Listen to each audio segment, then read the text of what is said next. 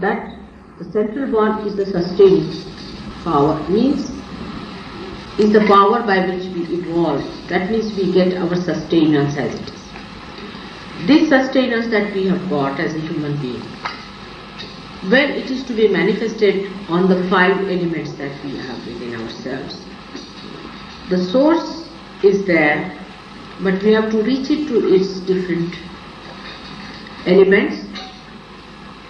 When this interchange takes place, or we can say when we have to put this force outside,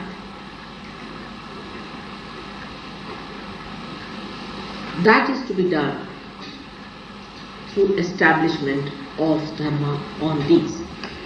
Like the superimposition, or you can say the connection. Like we can say there is sun. Sun is the source of light. And the source of light has come to this earth, which is created out of the 5 elements. So the sun's rays have to come. But when they come inside, in this room, what do? They enlighten this room. But it's only possible if there is Dharma, means the light is there, the rays are there. The rays can be obstructed by many things. If the rays are obstructed, then there is adharma. So, the source of Dharma, the spreading of Dharma, and ultimately the manifestation onto the 5 elements is a complete thing that is void. This play goes on within us. Our evolutionary power, which has worked from the very beginning, from matter sin, when the matter got itself organized, when we had carbon as tetrabundle, then from carbon the life started. All this is the work of the sustaining force. Then we became human beings. Now we have got 10 dharmas within us, which we have to keep all right. These are the main 10 commandments. These 10 commandments we have to look after, and these are looked after by the people who are the primordial masters, as we call them, the incarnations of our, like Raja Janaka, like Moses, like Socrates, like Nanaka. The last one was the Shirdi Sainath. This is the principle, is there, is the primordial master. Now there is another principle that is in there, by which you receive it. This is called as the disciple principle, the primordial disciple principle, represented by the moon and the sun, presided by Buddha and Mahatma.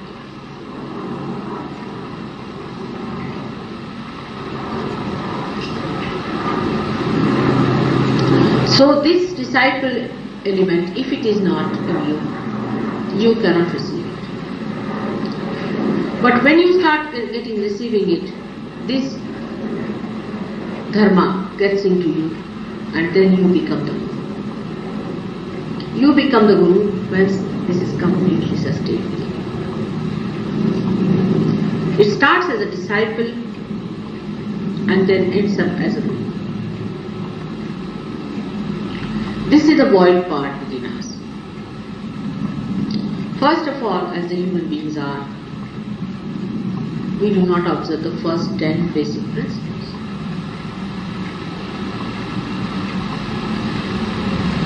In this country, for example, or in the West, we observe the 5 of them because of law. In the countries like India, they observe the rest 5 because of their society. So in any way we are lacking some. 5 are missing here or 5 are missing there. This is the situation of the Dharma. today. The gurus and the disciples, they do this connection. And then the matter, which is created out of 5 elements, get vibrated. You can enlighten the matter. When the Dharma is complete, you can enlighten the matter. The rituals that these people used, which was called as dharmic krityas, they call them, these are the deeds of Dharma, is to worship, to do puja, and to pray to God, and to do all these things. Prayer. All these things, after some time, became absolutely deadened. Because there was no realized soul as a guru, and no realized soul as a disciple. So it was just a joke going on, you see. It has no meaning. Supposing I tell somebody who is not realized to give himself a bandhan, you can't.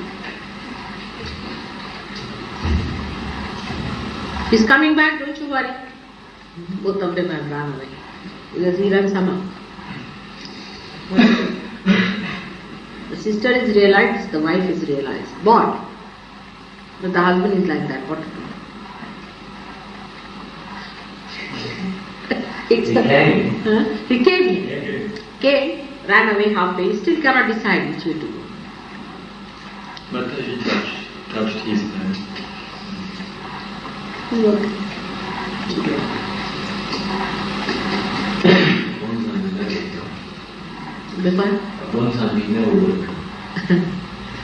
So you will see gradually how it works. So this void is so important because that is how you establish your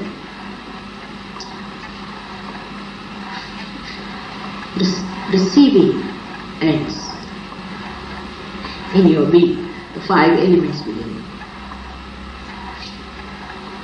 you. You know the 5 elements that exist. In Sahaja Yoga we try the other way now. Yes, I have tried it this way. Now what to do? This Dharma is all ruined. It is. There is another way. All these elements are represented in your chakras, different chakras.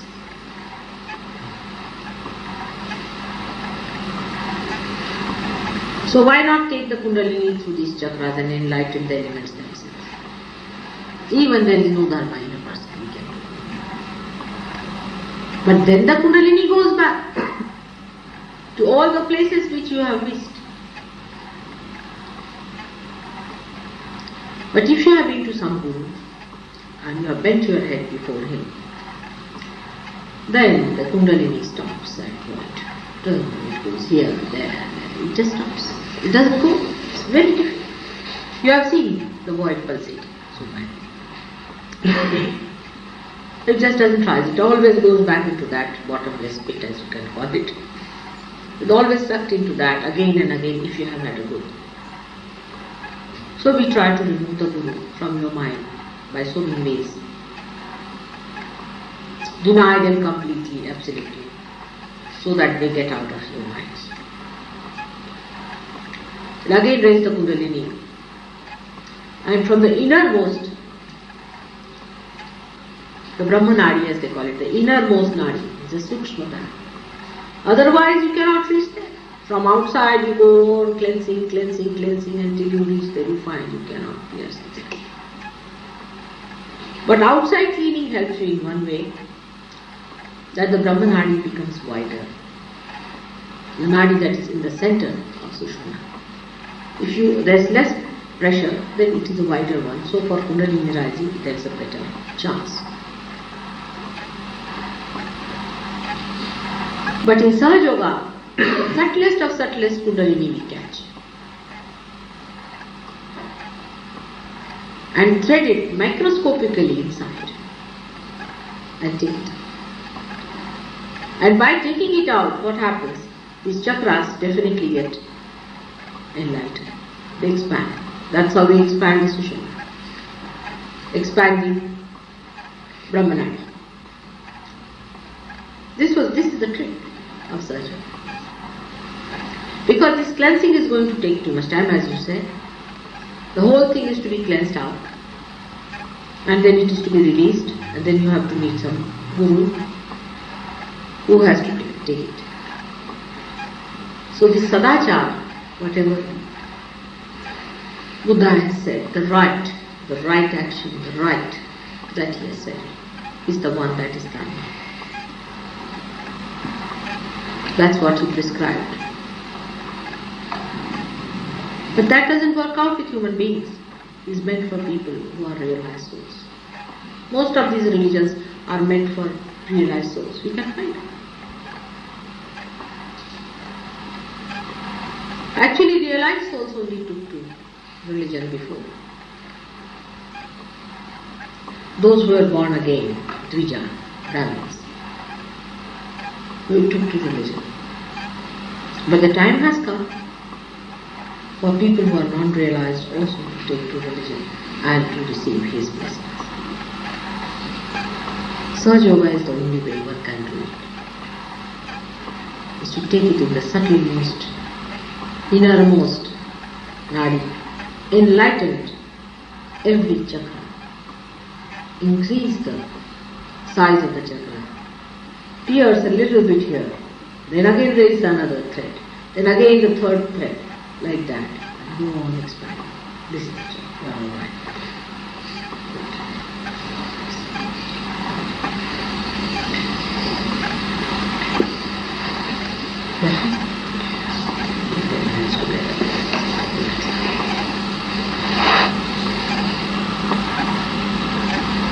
This is how it works out. In her case, I did the same. I was just talking to you. Now, the main thing about Vojt one has to remember, there is no rationality.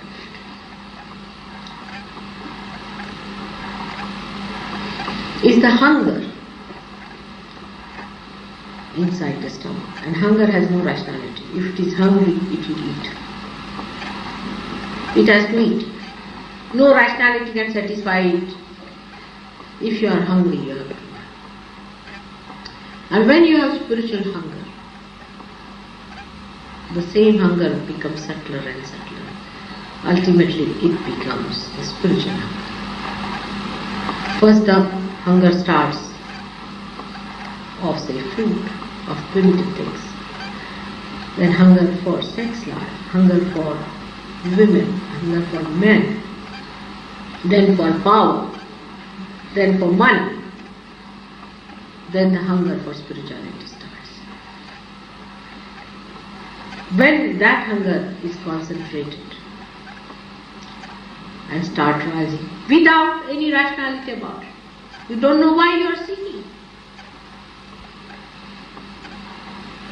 Like Buddha, he had everything.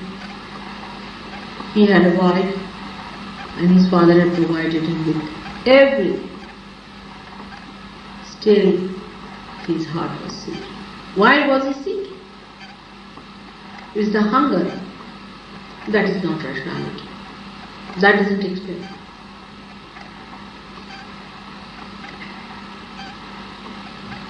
And then this hunger starts, and the way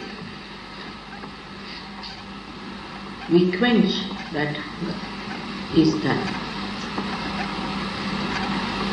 The way we keep it intact is the dharma.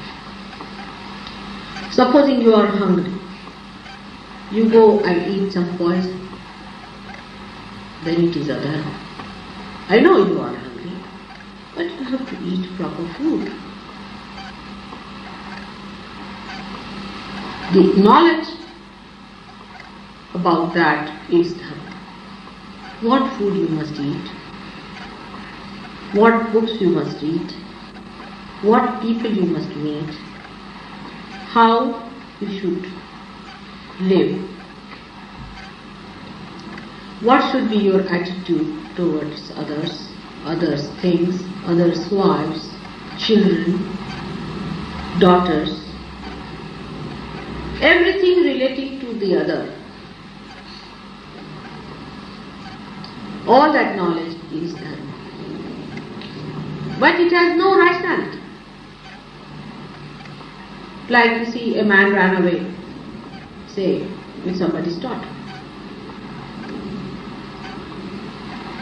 He would say, what's wrong? I cannot answer. I cannot answer. If a man has bad relations, say, with his own mother, he says, what's wrong in this? You cannot answer. There is no rationality. It is wrong. In fact, thou shalt not commit adultery. Christ has said, even to have adulterous eyes is wrong. By the time it was Christ who came in, at the Moses time, people did not know this eye business. But Christ could see that, and he has said that those who have even adulterous eyes are committing a sin.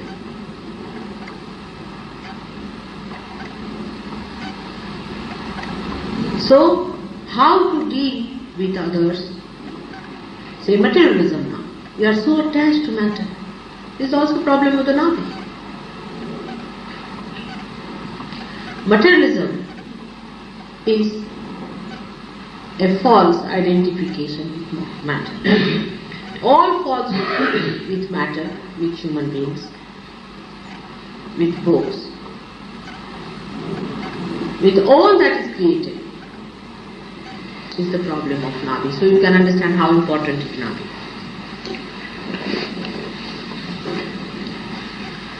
And the one that prescribes it is the Dharma, is the Guru. They did not come like me to convince you and argue out with it. They said, thou shalt not. That's a commandment. Commandment means there is not to reason why. It's a commandment. There is no rationality in them. Now the one who is dharmic does not think about sin at all. Now I'll tell you about myself. Say I go to a party and they start a cabaret dance. I do not think about it whether it is illegal or whether it is wrong with this or that. Nothing, I do not think, but immediately I vomit. My grandchildren, you see, one day were watching the TV and 3 of them came vomiting. I went and saw the TV and it was a horrid thing going on. They just came and started vomiting. There's no rationality about it. It is against human sustenance. It is subhuman. Like animals cannot feel the dirt or filth, we can. We feel horrible smell coming. But those who work, say, in filth, cannot feel any smell. If you go near a factory where sugar is produced, you will feel terrible there. Get the smell of those molasses and you can't bear it. But those who are working, they are so much used to it that they cannot feel it. Those who live in sin cannot feel the sin after some time. They become insensitive to it. But sin is a sin. So the insensitivity when we develop it in ourselves, we become adharmic. When we are sensitive about it, we are adharmic. On the left hand side, the intuition about it, the auspiciousness of it, is the thing that one has to learn, the auspiciousness. A housewife is to be respected, honored and comforted because it is auspicious. A wife has to be respectable. A housewife it doesn't look nice for a housewife, you see, dressed in a funny way. Once a chief cabinet secretary from India, his wife had come and she used to think she's very young and smart or something. She was very just tight jeans and things like that, you see. And the poor husband, you see, this side, that side, he didn't know what to do. And she's, very big man's wife. And she came down in London and she was thinking, oh, she's a great, smart thing. And they were invited to a dinner. It's a real thing, real thing that has happened. And when this man was to go from somewhere, she had to go from somewhere. So when he went there, he said, "Where is my wife?" He said, "She hasn't come." I said, "No, she must come. She's not like that. She's much smarter than me. She must have arrived." He looked around. He couldn't find her. And there was a lady standing. He said, "There's your secretary has come. She's standing there." And he didn't know what to say because she really looked like a secretary and not his wife. So the housewife has to be dignified and respectable. And she is to be respected. Is the part of that auspiciousness. And the wife, that essence of a wife is the governing. So you can imagine those women who stand for lib and all that, and those who try to sort of say that why should we be respectable? If the husband is not, if he is carrying on with other women, I should also carry on with other men. You must know that you are withholding that great position in the stomach, on the left hand side of every human being. And that's why the left navi catches in England so much. And in America I think it's missing already.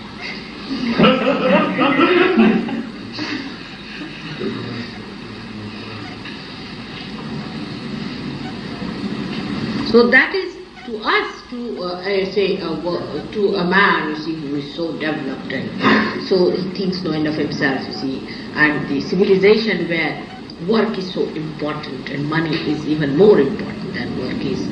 To him it's silly to think that a housewife's respectability is so important in the play of the universe.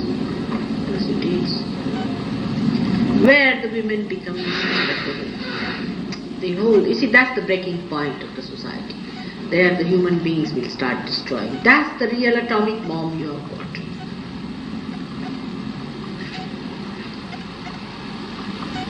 But it is so, I cannot rationalize it, it is made like that.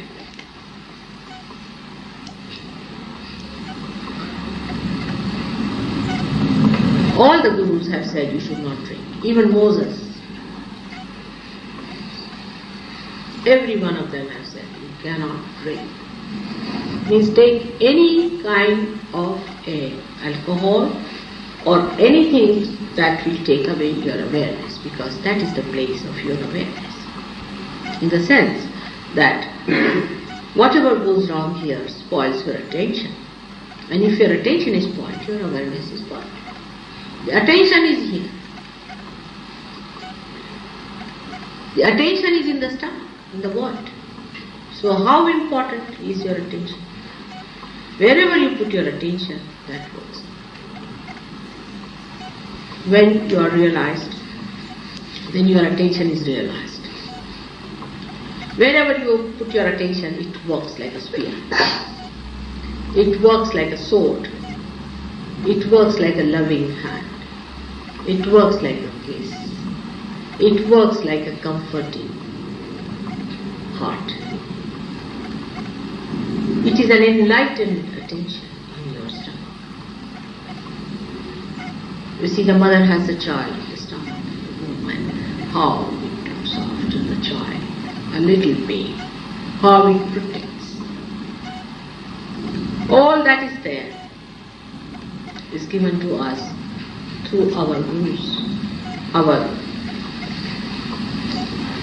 own beings, which are our masters, who teach us. The stomach teaches you. Your stomach is your guru. Amoeba became a human being through the stomach only, through the hunger it had. If it did not have hunger, it would not have grown. And the hunger teaches you. And when you learn it properly, then you become the guru yourself of the whole world and the universe.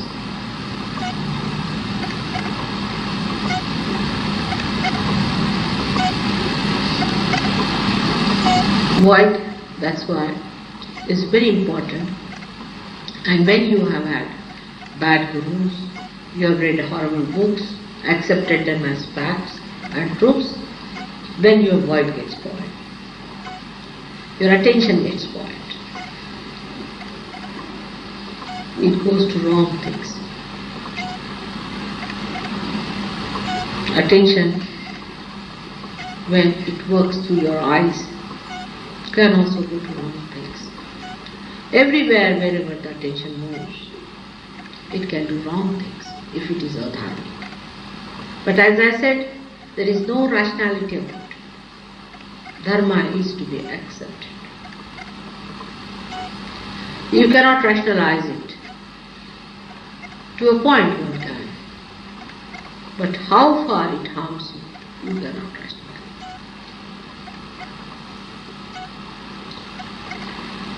And then the curses of divine comes on you. Any kind of fanaticism or identification with one idea, like Muslims thinking they are Muslims, they are adharmic. They are not dharma. Dharma is that you have to respect all the religions.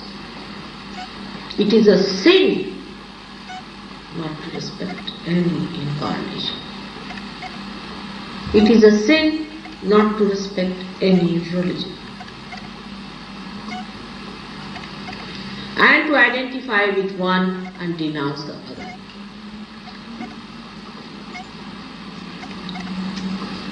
So give up all these false dharmas and come to that one dharma which involves you, which gives you light by which you can see the oneness among all these religions. As I have said it before, that they are like beautiful flowers in one tree, nurtured by one sun, adorned by one tree. But fools take the flowers out, say that these are our flowers and kill them. And when these flowers die, the ugliness becomes the so-called religions.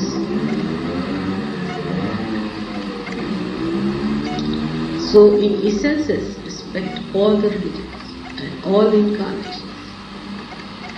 Fanaticism is absolutely against Navi and against the void, because the whole balance of your void is to be kept.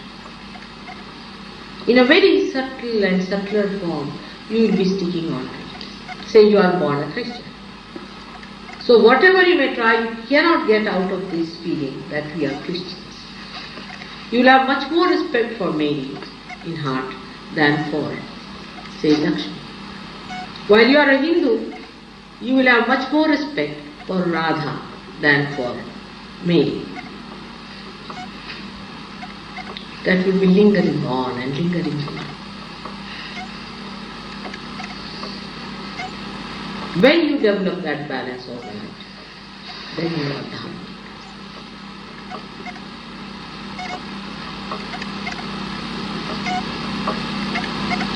That balancing has to be done. So one realization is within you like this. And one realization is this way, among you. And this is Dharma. Among all of you, there has to be another integration, a complete integration of understanding. Whether you are white, black or red, whether you are Hindu, Christian or anything. You must know that there is only one way, that is the living way of evolution, and that there is only one God, and all of them are aspects of the same God, and there is no quarreling among them. Why are you quarreling? This goes against the void.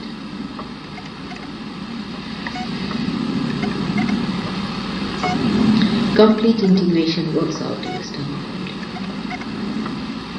And when you are completely integrated, you will be surprised, rationality drops out. Automatically drops out. Rationality gives disintegration. Because if your heart says something, rationality says no, it's not correct.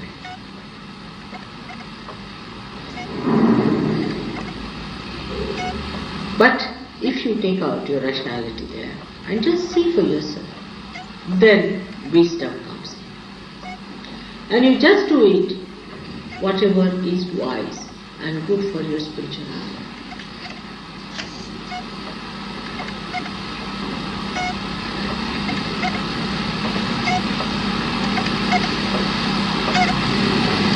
How are you now? Better. It's working now. So Void we use in Sahaja Yoga in many ways.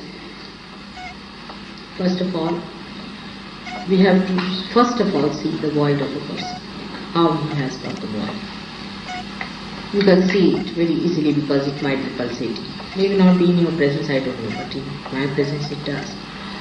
But immediately you can feel the void. Now void you feel on here or on here. Now just see, these are the bases of all the chakras. You feel the void here or here. Basis of all the chakras you feel.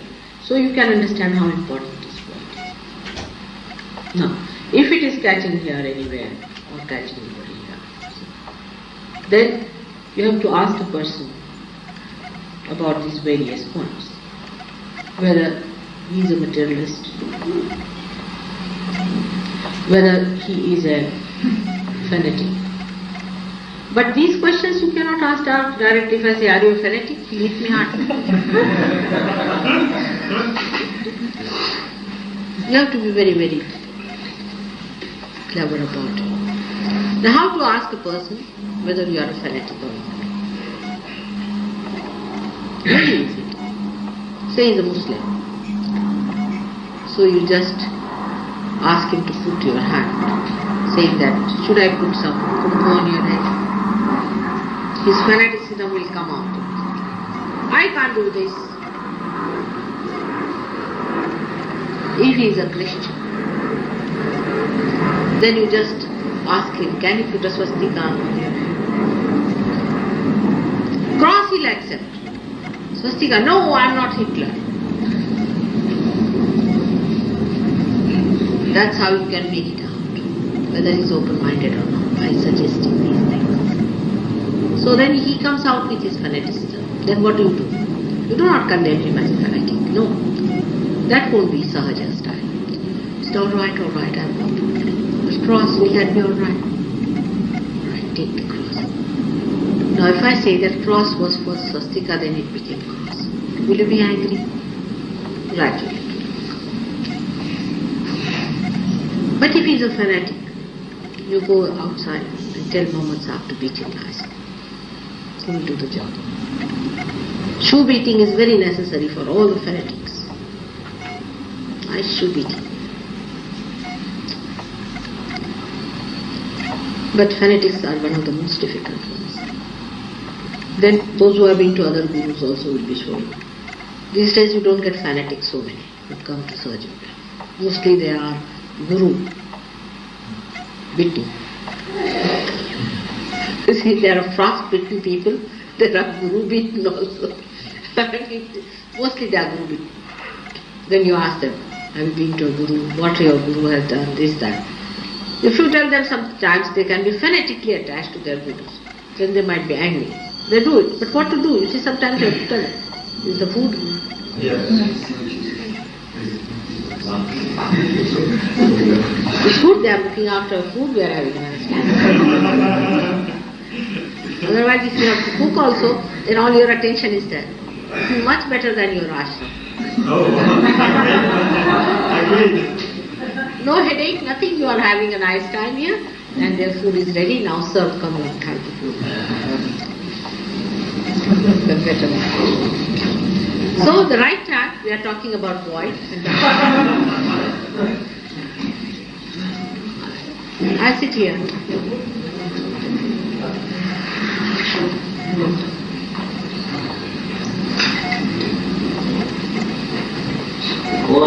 Being satisfied. Yeah. Make the food also dharmic and then eat it. Good. How are you now? Better? Yeah. to give too many because so many are subjects for this Guru discussion. How are you now? It's such a wide subject that I cannot cover it in one lecture. It will require many more. But the most important thing about Vojt is that once you are enlightened, you become dharmic yourself. The dharma starts flowing through your hand. These vibrations have a capacity to establish that. So when you put your hands now towards the 5 elements, say you put your hands towards the water or you put your hand in the water gets enlightened, vibrated. And if somebody takes that water, it will establish dharma into that person. Supposing somebody is a drunkard. Now you put this vibrated water to him, give him to drink. He'll feel nauseated after drinks. He'll throw away the drinks, then he will stop. Some of you have noticed that when you came to me, first you felt a terrible nausea within you. And you felt like vomiting, sometimes you felt uneasy.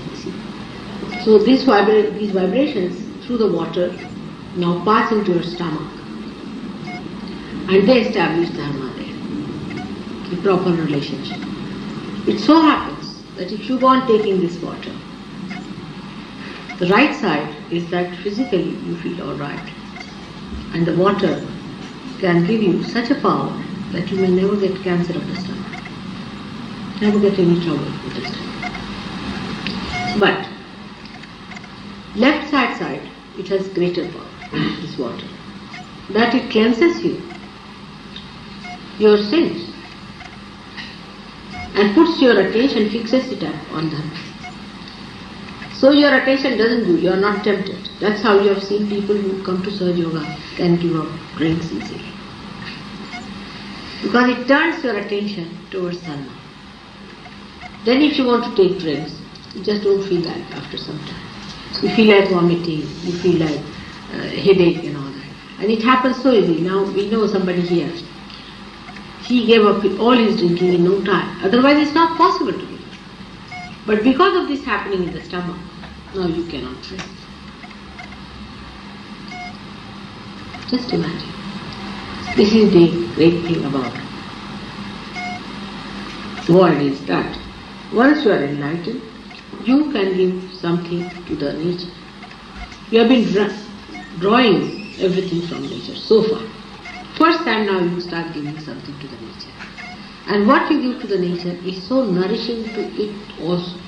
Supposing you give vibrations to, say, fruits, or to trees, or to flowers. You will find there will be 10 times more, the growth will be much more, they will be lustrous, and they will be very juicy, very tasty, and the whole atmosphere will be different. Maybe after some time, these trees, if they will be standing there, anybody will be passing that way, if he touches the tree, they will get the vibrations also. So maybe a tree may become a cure or something like that. All those waters and all that we talk of curing water are nothing but vibrated waters. They are vibrated. So if the vibrated water goes inside, you get cured. So this is on the left hand side it works, that it establishes your religion within you. All the problems we have had is all completely cleansed out by them. In the same way, if you enlighten a light now here, you have seen so many times what you can enlighten a light. So it starts going, see, both are there, but this one is going in a different way. That may also go in a different way. But this one just happens, taking out the black. It is because it is enlightened. That is also enlightened now, so it may also take out. But this one I'm showing the hand is taking away that. If you see these lights, you will feel they are like pulled out lights. That is, you see the realized lights are pulled out like that still. And I have been to some of these churches where they have these lights. And as soon as I entered inside, they all going like that. It's interesting to see how they start suddenly glowing like that. But people do not notice it because they do not understand why it has happened. But you can understand that. So if you put the light, enlightened light, say yesterday, the other day we had that Havana, is the enlightened light. Havana we had made it enlightened, Jagan. Then whatever we put into it, you see our badhas and everything, it burned. Whatever we wanted to burn away, what is the beauty of fire is that, say if you have some mixed up gold and you put it to fire, you will find the gold will be separated and the filth or dirt or whatever is inside it will be separated. So this quality, which is the right hand side quality of the fire, is becomes in a left hand side, is that when you go near such a fire or you use such a fire or a light, then what happens? That whatever is unwanted in you is burnt and you get the pure thing. So it purifies. Fire is a purifier and it is a melter. It melts your heart. This fire melts your heart and you feel the compassion. So that's how every element can be enlightened. And this is the work done in the Void by your Kundalini. Kundalini goes to various places and she enlightens all these elements in your stomach. In the stomach, the basic principle is of water. The Void is covered with water. And in the water there is salt. And the salt is nothing but is the Dharma. Is the Dharma, the salt. That's why when we give you salt, what happens? The salt that is vibrating goes and helps you in the stomach. And salt shows its own nature there by absorbing all that is in you, which is, we can say, is a mobile tag. A person, supposing, has got left hand side problem. Then he should take salt. If he has the right hand side problem, she should take sugar. So these are the two qualities. This is the 5 of dharmas are done by salt and 5 by sugar. And these are the best solvents in the water, as you know. So all these 3 things put together, water, then salt and the sugar, they solve the problem of the body. That's why we use these 2 things. If you remember, Christ has said that you are the salt. That means you are the gurus. Salt is the guru. That's why he said you are the salt, because you are the gurus. And salt dissolves into water. Water is the Dharma. They are the absorbers. They always have a water of crystallization. It cannot exist without, the salt cannot exist without water. So the water and salt put together means ocean. So Void is the ocean within us. That's why it is called as Sagar. And all the oceans of the world are in our stomach. And if you want to hear them sometimes, you can put your thumb in my ears and you can hear them. Kavin has heard them. So you can hear them. So this is all the time this ocean is churned. And out of it comes out all that is good, and whatever is bad is burnt away or washed away or made to, with the air, it is made to be swept off. So the air element is also there. Air element that we see all around. So the vibrated air is a very important thing and it helps us.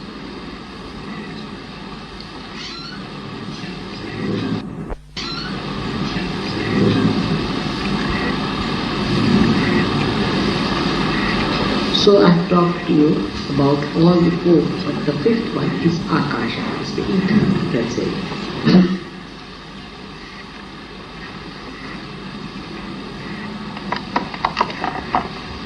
That works out. When you are a realized soul, then you also vibrate the ether. That's how our many collective work is done to the ether. See? Now supposing I want that you should get a proper seat where they will burn or something. Or take a small thing. Anything materialistic, you can say. Or my children are going down there, how will they be? I have to just worry about it immediately. Orders are sent. Alright? So Saint Michael and Saint Gabriel, both of them say, now what should we do? We must find out a proper place. So they take Dawn into consideration. They bring him down here and find out a nice place for him. It's all done through ether. Ether is when it is enlightened, you see, then it communicates the ideas, the things which are divine, or the divine desires are carried out. And then you are placed into the hand. Sometimes you are surprised, how am I here? How are you here? How do I meet you? I was not to come this time, and then how did I come? All these things can be done through the ether, which, we get our television and everything, ether. But on the television, if you say enlightened, then it will so happen that a backbred program won't materialize. It won't materialize. It can work very dynamically. You cannot imagine how these miracles take place. And real miracles are felt. Of course, we do feel the miracles of all the other elements, but it's not so obvious as that of the ether. Because you're suddenly surprised, how, this, why?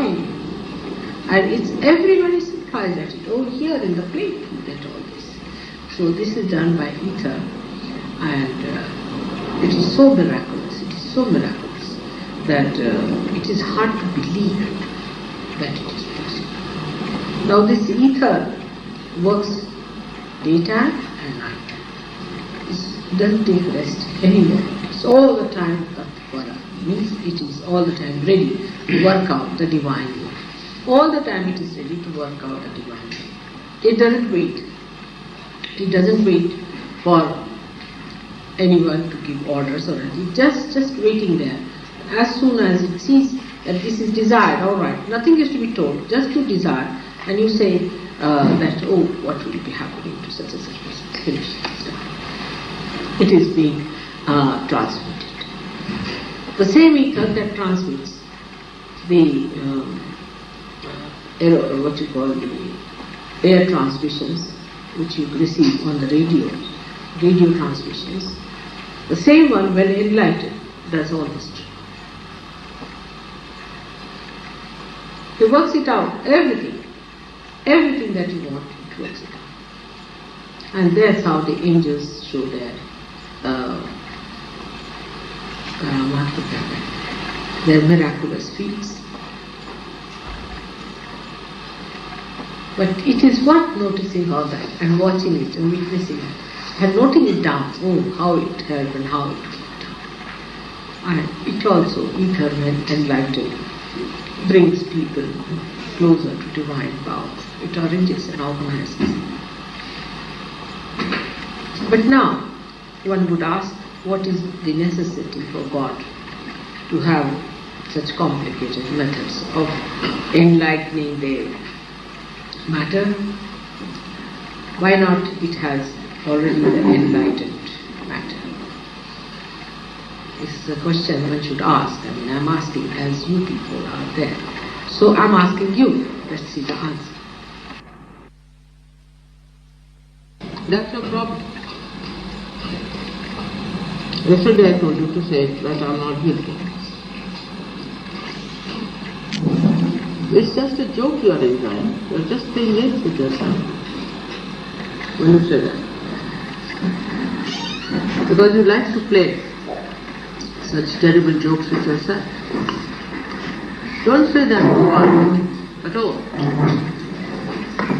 By saying that, you see you are trying to enjoy a sort of sadism against yourself. You are against yourself. Self, that is your spirit.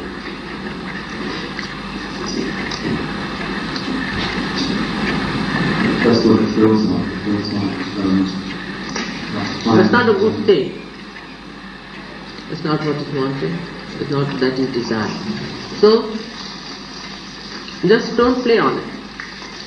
Whatever are your moods are not correct. They should not be there.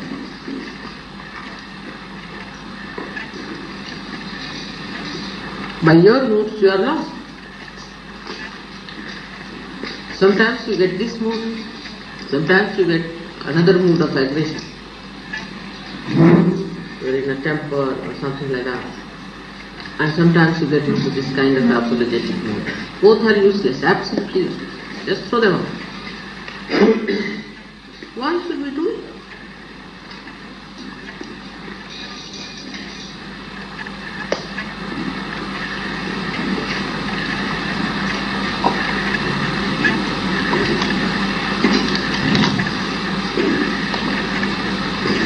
Both are mythical. What about positivity? Yes, in positivity also the so-called positivity means aggression on others. You start showing your aggression on others. You can aggress others also. That's even worse. Feelings not love and happiness. That's the thing I was saying. Be joyous. Be happy for what God has given you. Watch the words in the morning time. See the flowers in the morning time.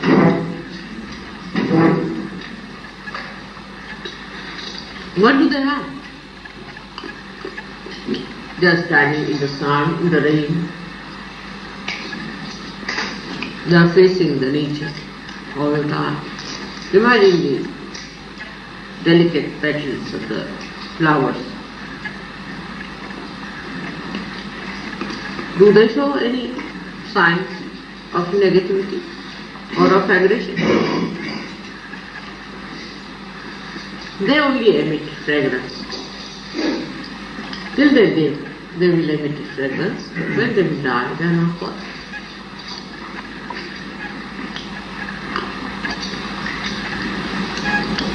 Aggressive person cannot come to Sahaja Yoga. He cannot go very far. Neither is negative person. But aggressive cannot. He'll drop out.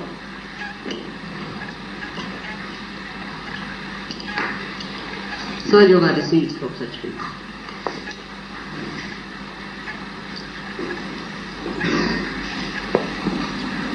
You have to be humble. But you are not to be slaves. In extremes, at least one should know the difference between the two. If that is extreme, say something is very black, then you can see the white very clearly against it.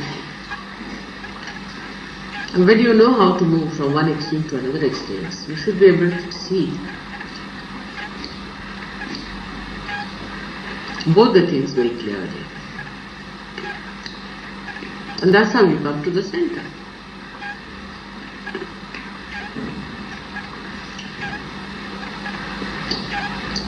But it is for your own good to be like that. You may say, yes, we understand Mother, but we can't do. You can. You just watch yourself and see how it works, how your mind is working. It's your horse. You have to master it. You are supposed to be a rider and the horse is taking you somewhere wherever it feels like. Either to negativity or to the positivity, so-called, in the aggressiveness.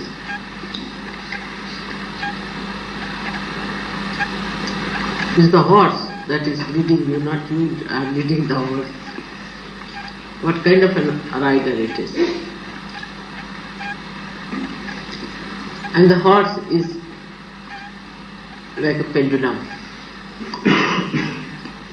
When you are led by it.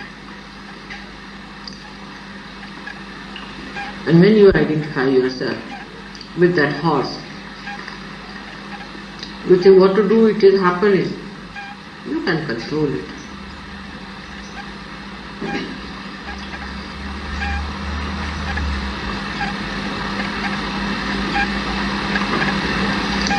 You have to tell yourself. That is to tell your mind to behave itself. Otherwise you people cannot go very deep into service. You have to go much deeper. If you are worried about superficialities, you cannot go deep.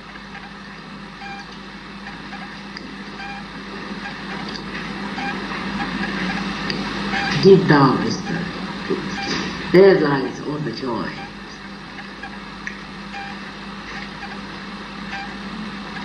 All the trees, all living things have their roots deep down. Find out your roots. Where are they?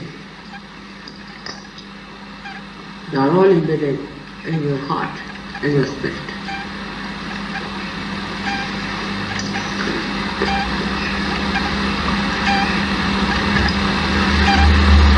Not in these superficial things where your mind is moving like a wind here and there, just like a dead leaf.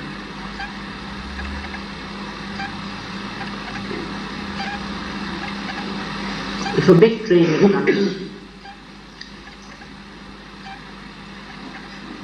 and the train is faced, say, with some sort of an obstacle, it cannot stop.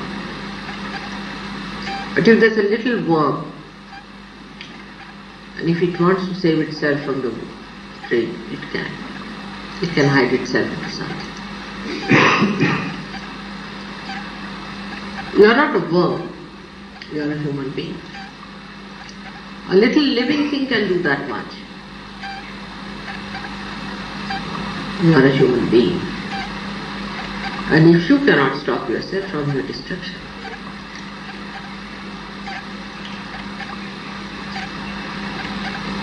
then who can stop? You see the nature. People live together. Tiger lives in a forest. And there are many creatures who exist.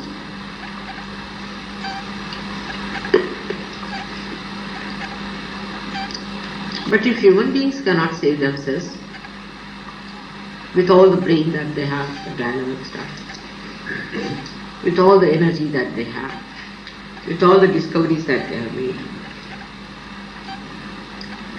then who is going to save oneself?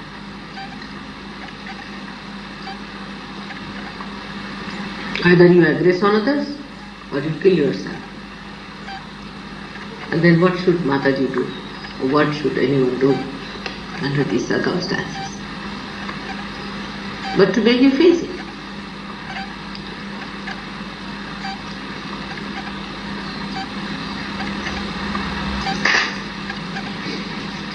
In Sahaja Yoga, you can face it very clearly. You can see others doing it also. But first you must see it in yourself. Unless and until you see it in yourself, what you are doing to yourself, you cannot see in others.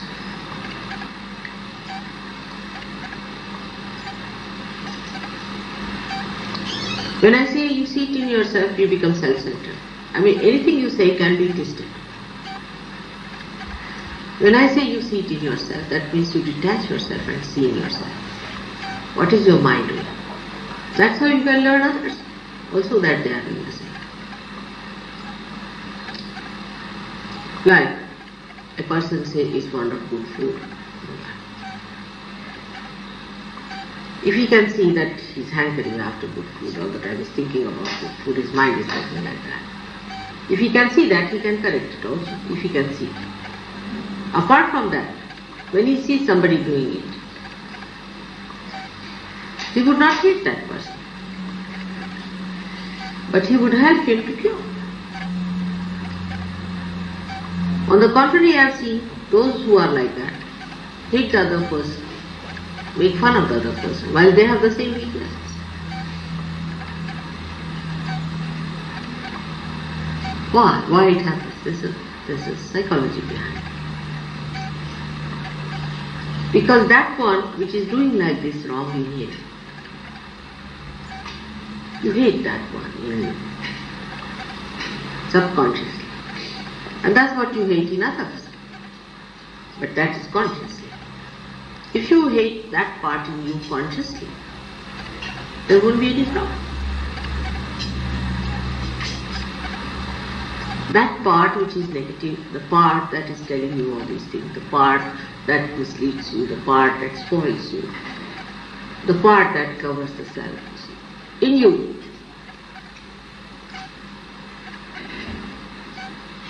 If you could manage to see that, I say, no, not that part. No. But then you start despising the whole. It's a very subtle thing. Either you move from this side to that side. If I try to push, you just go like a spring to the other end. If I try to push from that side like a spring, you go to the other end. Thing is, the basic thing is the extremes are to be avoided. This is the basic point, is extremes to be avoided. If you feel you are getting negative, take a shoe and beat yourself nicely. Go out and shout. Or take a pillow and hit it hard. Alright? But if you are negative inside, what you will do? You will go and beat your wife. Or beat your husband, whatever may be the case.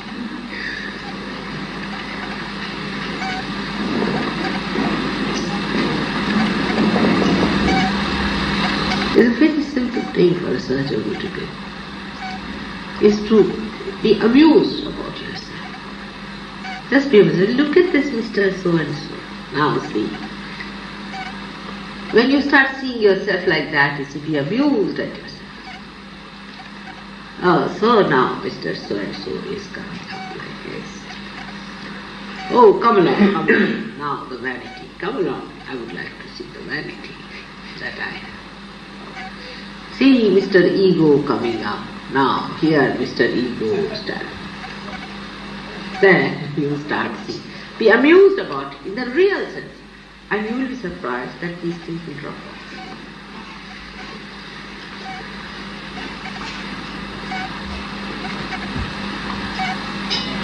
Yes, when you observe something and you say something in yourself, and you're not. Yes, of course, very much. Yes. You say that. Yes. And you're still not correcting it. What's wrong with it? No, you should say, get away. You take 2 running jumps and go.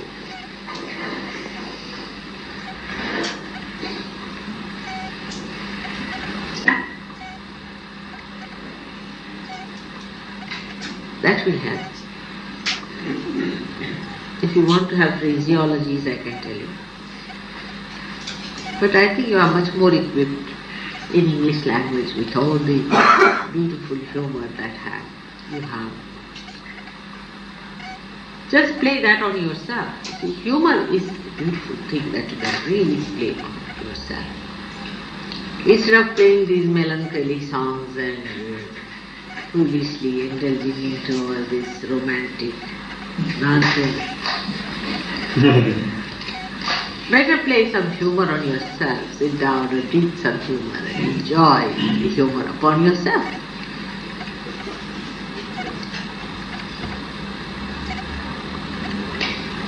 It works wonders.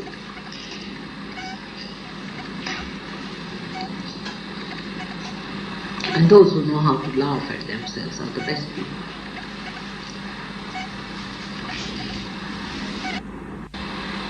All that was foolish is chiseled out, and you see that beautiful joy-giving spirit manifesting itself beautifully when you are alone. In all your worries, all your problems, and all negativity and so-called aggressiveness and everything just disappears, and you are one with that. And you are seeing through that, the brilliance that it is. You are seeing through and feeling the dignity of that and the joy of it, the brilliance it is.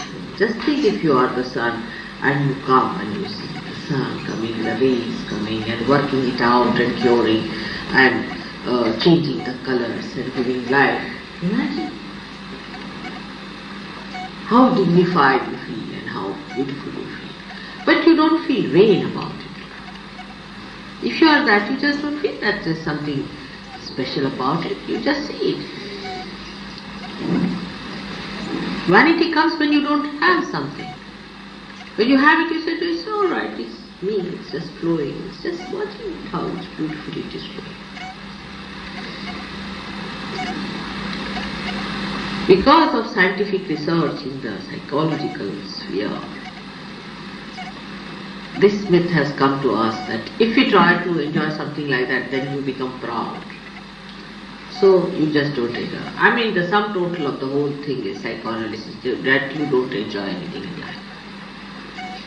In the sum total, it comes to, if it is not worked with a realized soul, with the compassion and love and proper understanding, it amounts to that. That you just don't enjoy anything in life. You analyze everything. This way you are bad, that way you are bad. This way you are wrong, that way you are wrong. So you are wrong completely, you should be finished. You are good for nothing, useless, thrown away. End up in the lunatic asylums.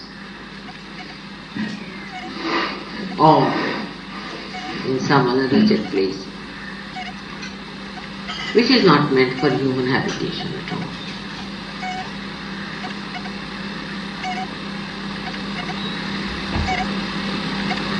Idiotic it is, I must say. Stupid.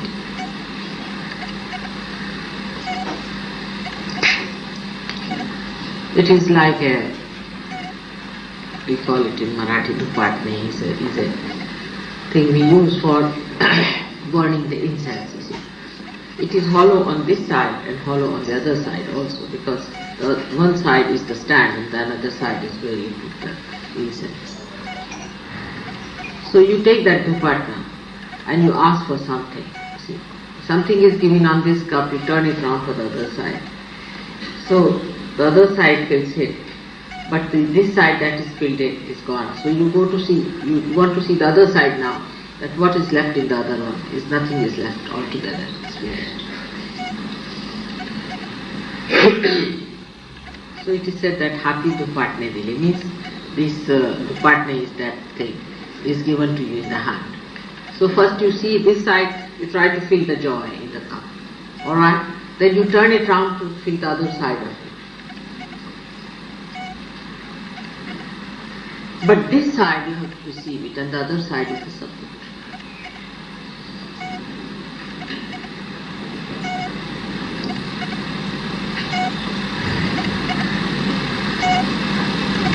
So you need not go to the right then to the left. By the time you go to the left, the right is over, and the right side you run up to, the left is over. Just be in the center.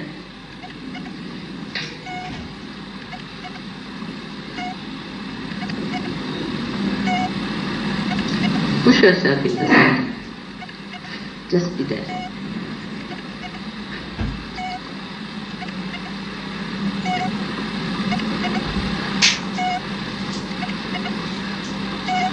See the silence.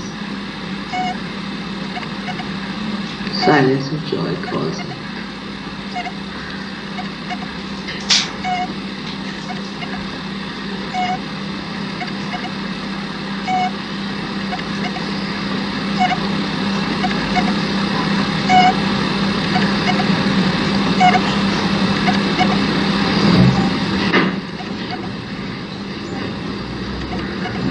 What's it? What happened?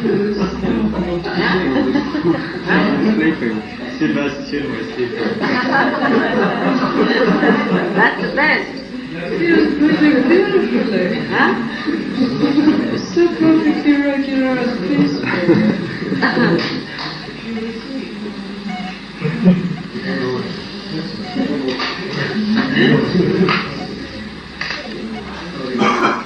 That is the best, is to sleep more.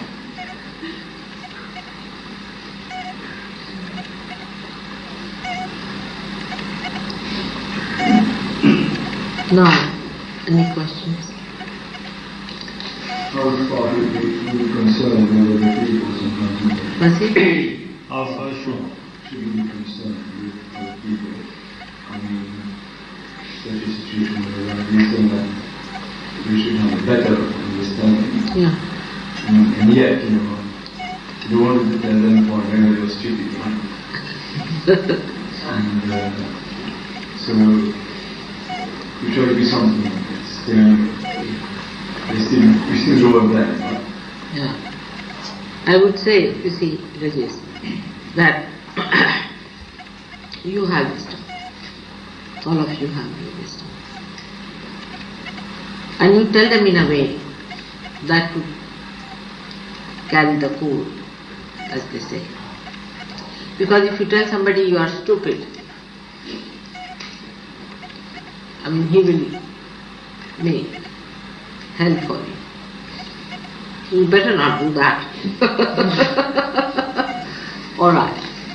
Now if you tell somebody that you are very clever when he is stupid, if he is ready, You know that, and then you talk us. yes, they will know that too. Because people here are very clever, you see. They are stupid in their wisdom, but understanding that what others are talking and all that, they know very well. So best thing is, whenever you have to work on them secretly. Give them a bandhan, give them shoe beating, but openly you give them tea.